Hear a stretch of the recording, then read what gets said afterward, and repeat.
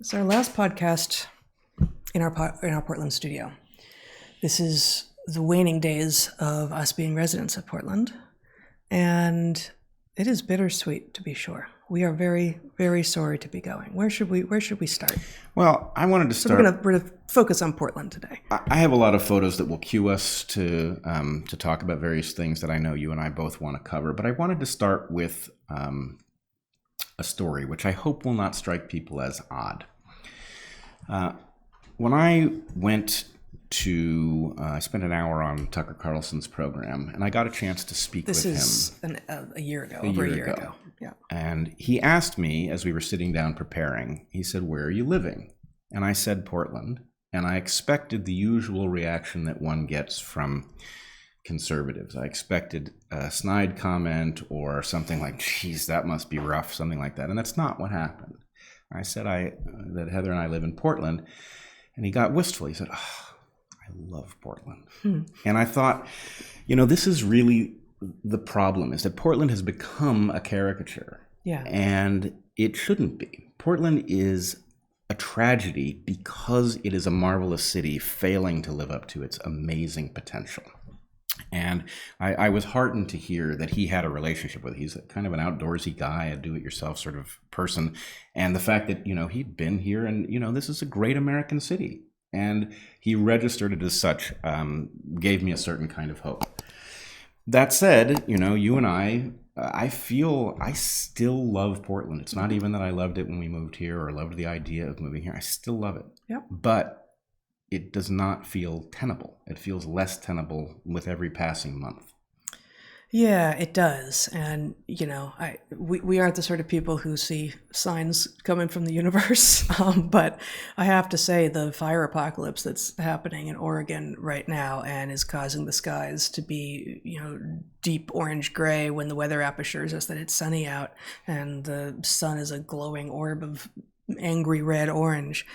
Hopefully this doesn't become what happened 2 years ago, just about now, where, Portlanders and lots of people in the surrounding areas were basically, if you were lucky enough that it didn't come so close that you had to evacuate, and a lot of people did, locked in your home, hoping that you had good air filtration because the air quality was the worst in the world for, I think it was over a week.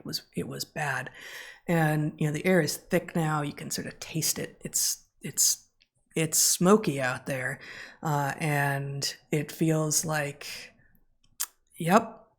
there is a lot to recommend the culture, actually, and the nature of this place, and both of them are failing in some rather extraordinary ways. Yeah, they are failing, and it's a step remote from what we want to talk about, but even the fact of unmanageable fires in the West is the result of naive fire policy in large measure. And so there's a way in which naive policy is really the problem.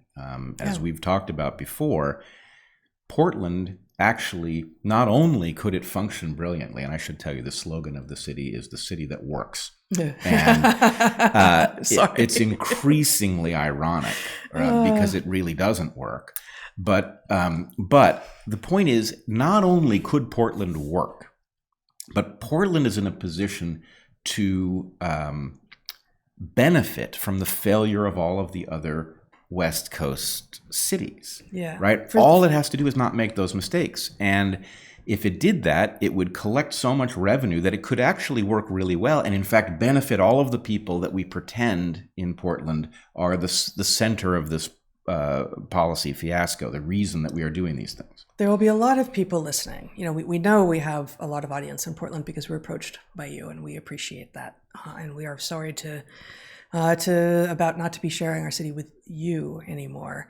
But for people who've never lived on the West Coast, and if you're watching DarkHorse, you're either liberal and disenchanted and disenfranchised, or you're conservative. And so many people who've never lived on the West Coast wonder why anyone would at this point, right? And at some level, you have to have experienced the West Coast, the natural beauty, and the culture, and the DIY ethos, and just a lot here that is not found anyplace else we've been. There's a lot of places in the world we haven't been. And I actually haven't really spent any time in the American South, but I've spent time in all the other quadrants of this country, plus a lot of other countries. And the West Coast of the United States is a particular kind of awesome.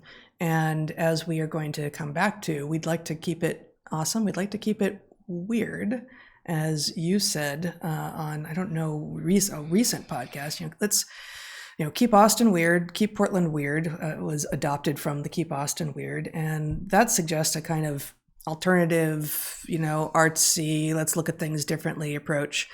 Well, let's keep Portland weird, Western educated, industrialized, rich, democratic. And the whole West Coast is looking like it's sort of throwing up its hands at the whole endeavor, going, the West was fine while it lasted, but never mind anyway. Right. The West, the West is somehow the core of the problem rather than a prototype that has not fully reached its potential. Yeah, no, I wasn't quite done there. Let me just you said a number of things before that I wanted to respond to, and I've forgotten some of them now. But there's one thing in particular that you said, that the motto of Portland is apparently the city that works. And I feel like it's also the Rose City. Like, there's a lot of things that identify as cities, so I don't know exactly. I'm not going to claim to know that is true, but I've heard that before. That is something that is said about Portland. It's on all the trucks. Okay. that are running, or the ones that are broken down by the side of the road? No, the ones that are struggling to keep Portland barely functional. Yeah. Well, so we were at dinner last night and sitting outside on the patio of an amazing restaurant. We'll talk a little bit about some of the places that we love here and recommend, but I'm not going to do that right now. But outside, we were in Slabtown, for those of you who know Portland and Northwest quadrant of the city, and there's a homeless guy outside. There's like a patio with sort of some barriers, and he's on the sidewalk right on the other side of the patio, and he had a clipboard. And he was appearing to take notes, and sometimes he would just like scribble furiously, and sometimes he'd like look at the cars and take notes. I'm like, guy's cosplaying as a municipal worker. This guy is acting like he's a city employee, but he has no idea what that would actually involve. And I have no idea what was wrong with him, or what, was he involved in some kind of performance art? He was having a conversation with someone that we could not see, yes. And he was jotting things down on his clipboard. Now, I will say, we are not making fun of this gentleman. He did appear to be quite happy. This was not an angry homeless jovial person. No, he did, and he wasn't accosting. But I would also street. point out, what he was doing is not going to work. But it's no worse than what the city government is doing, which is also not working. So, yes. You see what I'm saying? Yes. So maybe he heard the motto or saw one of those trucks, went, "Oh, the city that works. Well, I'm in the city. I guess I'll get to work then." Let's put it this way: if you told me that he was running for mayor and you didn't tell me anything else about him, if he was running against the current mayor, I might have to vote for him. I mean, he's at least got a clipboard. Okay. I'll bet Wheeler can source himself a clipboard. I bet but I think he would probably destroy it as a measure to decolonize the city from the Western clipboard orientation, or I don't know what it is that he would do. Clipboards are probably a sign of the patriarchy or something. Yeah. It's definitely, it's part of the problem. They demonstrate the hegemonic unification of I don't know the words anymore. I'm free enough of that landscape. Time was I could put together some sort of word salad postmodern crap, but all I got right now is hegemony. Right, exactly. Which I would pronounce differently, but that is hegemony. Hegemony. Hegemony. Oh, right. I turned it into the noun form without correcting where the syllable went. Yeah. Right. Exactly. Yeah.